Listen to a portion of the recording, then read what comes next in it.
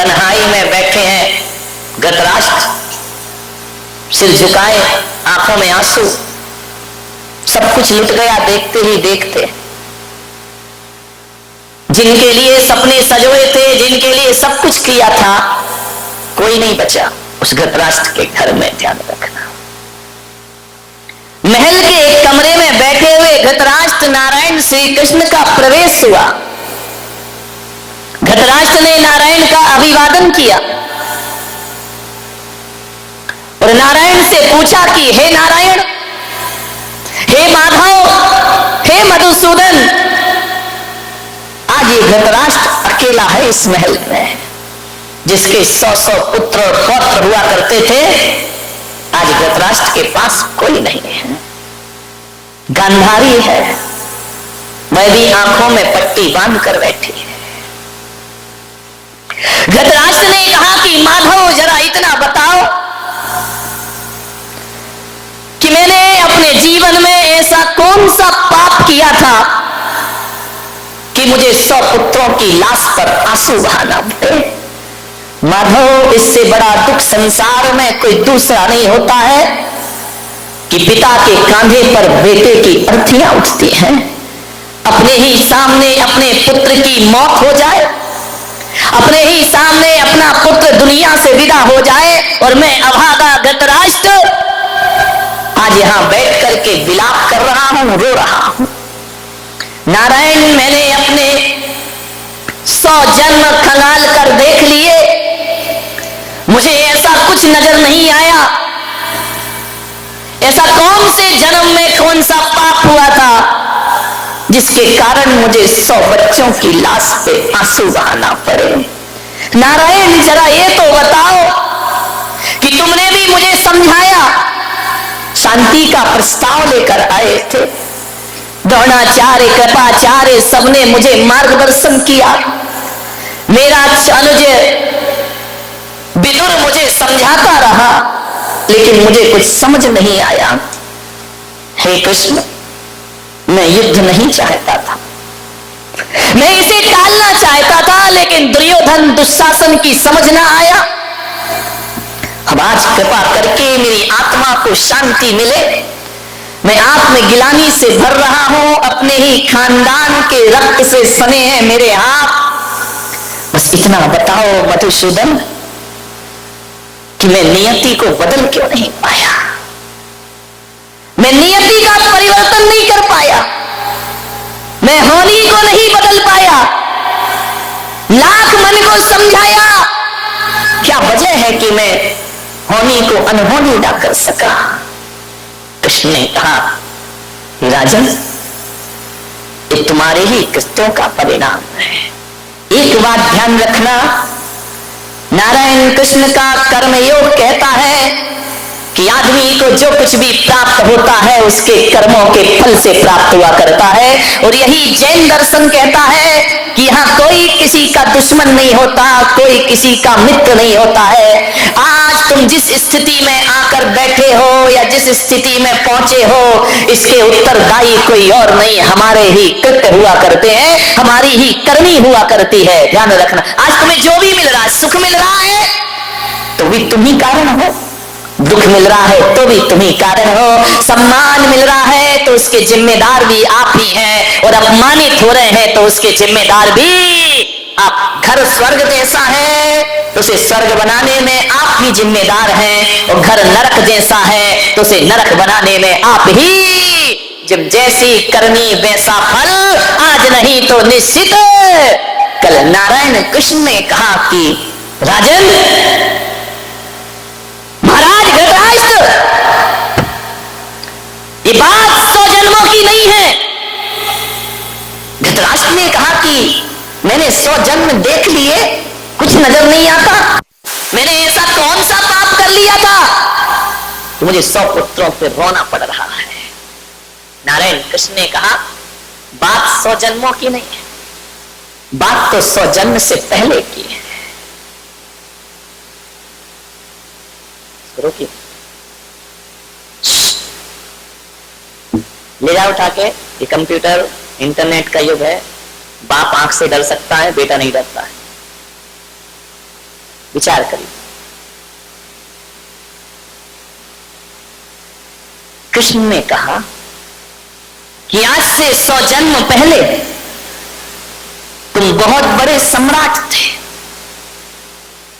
धृतराष्ट्र ने कहा कि मैं सम्राट था, बड़े बड़े संवेदनशील थे, बड़े दयालु थे, आपके अंदर न्याय था, न्याय प्रिय शासक थे तुम, तुम्हारी यश कीर्ति सारी दुनिया में फैली हुई थी। धृतराष्ट्र ने कहा कि हे माधव, क्या 100 जन्म पहले किए कर्मों का फल भी प्राप्त होता है? तो कृष्ण ने कहा कि कुछ कर्म ऐसे होते हैं जिनका फल तुरंत मिलता है, कुछ कर्म ऐसे होते हैं जिनका फल साल भर बाद मिलता है, कुछ कर्म ऐसे होते हैं जिनका फल 20 साल बाद मिलता है, कुछ कर्म ऐसे होते हैं आदमी के जिसका फल बुढ़ापे में मिला करता है, और कुछ कर्म ऐसे होते हैं जिनका फल अगले जन्म में मिलता है, और कुछ कर्म ऐसे होते हैं जिनका फल जन्म जन्मों के बाद प्राप्त हुआ। हजारों वर्षों के बाद भी कर्म अपना फल दे सकता है। कर्मों का कोई ठिकाना, कोई लाख करे चतुराई, कर्म का लेख मिटे ना रे भाई, कर्म का लेख मिटे ना रे भाई। इस दुनिया में कर्म के आगे चले ना किसी का जो, इस दुनिया में कर्म के आगे चले ना किसी का जो, कागज हो तो हर कोई बाँचे, कर्म न बाँचे को। एक दिन इसी किस्मत के कारण बन को गए तेरा रे कर्म का एक तेरा भाई। कोई लाख करे चतुराई, कर्म का एक तेरा भाई। ओ काहे मनवा धीरज खोता, काहे नाहक अपना सोचा कभी नहीं होता, कर्म चाहे वो राजा चाहे भिखारी, चाहे वो राजा चाहे भिखारी,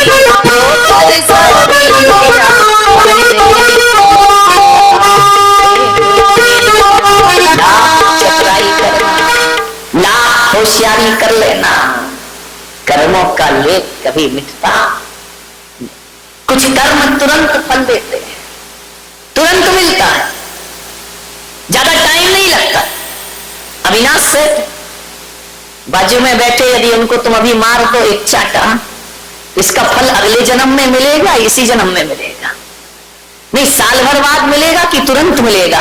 करेंट अकाउंट ध्यान रखना, ब्याज सहित मिलेगा। अभी किसी को गाली दे दो, इसका फल इंतजार मत करना कि अगले जन्म में प्राप्त होगा। नहीं है विश्वास, करके देखो। नहीं प्रवचन के बाद, अभी नहीं है, अभी मेरा प्रवचन सुन लो। कुछ कर्मों का फल तुरंत मिलता है, ज्यादा देर नहीं लगती है। कुछ कर्मों का फल साल भर बाद मिलता है। बच्चा साल भर स्कूल पढ़ता है, ट्यूशन पढ़ता है, कोचिंग पढ़ता है, फल कब मिलता है? एग्जाम के बाद मिला करता है। ध्यान रखिए, ऐसा तो नहीं होता कि आप स्कूल गए, आज एडमिशन हुआ और कल डिग्री तुम्हारे हाथ में आ जाए। अरे स्कूल की कक्षाओं का फल मिलता है साल भर बाद, और यदि किसी को डॉक्टर इंजीनियर बनना है तो 10-10, 15-15 साल लग जाते हैं, तब जाकर कोई डॉक्टर इंजीनियर का पद।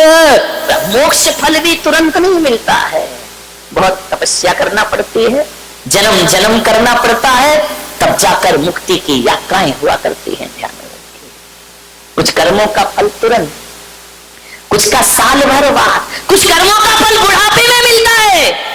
जैसा व्यवहार बच्चों से करोगे, बुढ़ापे में वही लौटकर तुम्हारे पास वापिस आएगा। यदि बच्चों के साथ अच्छा जिंदगी जिया, अच्छे से सामंजस्य बना करके रखे, बच्चों पर क्रूरता नहीं की, में बच्चे तुम्हारा सम्मान करेंगे और स्वागत करेंगे।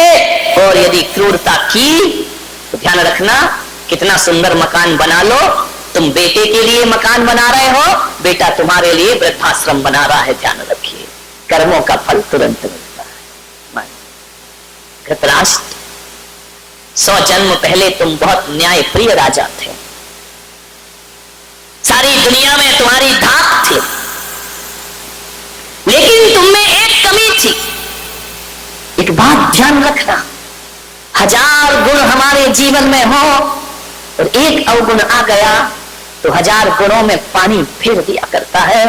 1000 लीटर दूध रखा हो और उसमें एक बूंद नींबू की गिरा दी जाए तो पूरा दूध फट जाया करता है।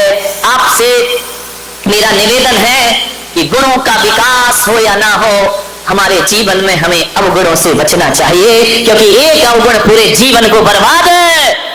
महाराज, एक अवगुण था आपके अंदर, आप भोजन प्रिय थे, आपको भोजन बहुत अच्छा लगता था, आप अपनी रसना इंद्री को नहीं जीत पाए थे। और आपका वही स्वभाव था कि भोजन यदि बेस्वाद बनता था तो थाली फेंक दी जाती थी। महाराज, सारे गुणों में एक अवगुण ने आपकी जिंदगी बर्बाद कर दी। आप भोजन प्रिय थे और एक रसोइया आपका भोजन बनाता था, और एक दिन उस रसोइया को अच्छी सब्जियां प्राप्त नहीं हुई और उसे मालूम था कि यदि देर हो गई तो राजा मुझे मृत्यु दंड प्रदान कर देगा। उस रसोइये ने महल के पीछे जाकर के एक हंस के बच्चे को लेकर के आया, और खाने को कुछ नहीं था।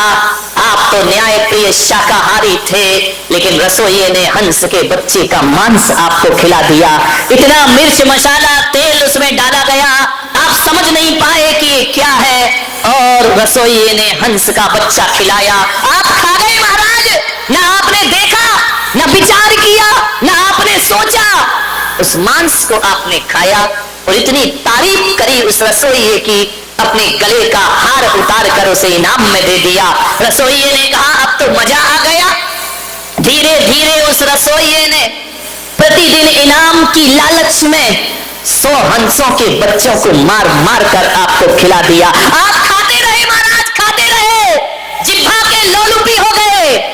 मैं आपसे निवेदन करता हूं, आदमी किसी चीज पर ध्यान दे या ना दे, आदमी को अपने खान पान पर ध्यान जरूर देना चाहिए, क्योंकि भोजन से रक्त बनता है, भोजन से मांस बनता है, भोजन से सप्त धातुएं बनती हैं, भोजन से रक्त का निर्माण होता है, और जैसा रक्त होता है वैसे विचार पैदा हो जाया करते हैं, और जैसा विचार होता है वैसा ही आदमी का व्यवहार बन जाया करता है, और जैसा व्यवहार होता है वही आदमी के संस्कार बन करके खड़े हो जाते। भोजन पे बहुत ध्यान रखना। महिलाओं से मेरा निवेदन है, जिसका खान पान शुद्ध होता है उसकी खानदान शुद्ध हुआ करती है। ध्यान रखिए, खान पान से खानदान का बड़ा रिश्ता है। मांसाहार आर्यों का भोजन नहीं है। आप आर्य कहलाते हैं, आर्य खंड में रहते हैं, ये आपका भोजन नहीं है, ये तो मिलेच्छों का भोजन है, ये पुण्यात्माओं का भोजन नहीं है, ये तो पापियों का भोजन है। मांसाहार, ध्यान रखिए। शाकाहार उत्तम आहार, मांसाहार इस देश के लिए बहुत बड़ा कलंक है। ध्यान रखिए। आज अस्पतालों में जाकर के देखना तो शाकाहारी पेशेंट कम मिलते हैं, मांसाहारी पेशेंट ज्यादा मिला करते हैं। कैंसर की शिकायत